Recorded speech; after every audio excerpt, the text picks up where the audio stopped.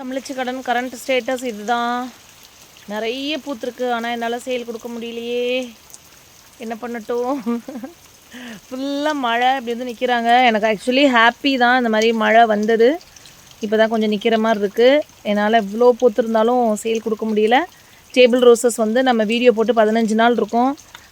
Night பார்த்திங்கன்னா 11 மணிக்கு ஒரு கால், ஆர்வத்தில் பண்ணிவிட்டேன் நான் கால் அப்படின்னு சொல்லிட்டு 11:15 ஆர்வத்தில் கால் பண்ணவங்களுக்கு எப்போ நம்ம வீடியோ போட்டோன்னு பார்த்து தெரியல போல்.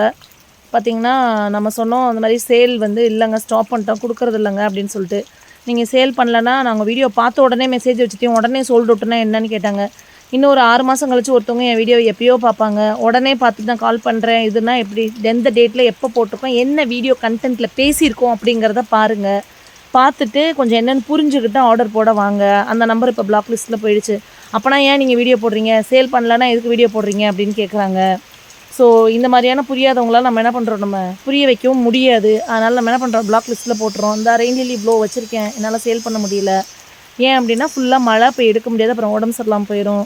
இந்த மாதிரி ப்ராக்டிக்கல் டிஃபிகல்ட்டிஸ் நிறைய இருக்குது. நான் சொல்கிறேன், கார்டனிங் இன்றைக்கே முடிஞ்சு போகிறது கிடையாது. இவ்வளோவும் சேலுக்காக தான் வச்சுருக்கோம். கொஞ்சம் பொறுமையாக இருந்து வாங்கிக்கலாமே அப்படிங்கிறது மட்டும்தான். இது வரைக்கும் 500 வெரைட்டி 600 வெரைட்டி சேர்த்தவங்க யாருமே எனக்கு கால் பண்ணதும் கிடையாது. இப்படி பேசினவங்களும் கிடையாதுன்னு வச்சுக்கோங்களேன். இந்த மாதிரி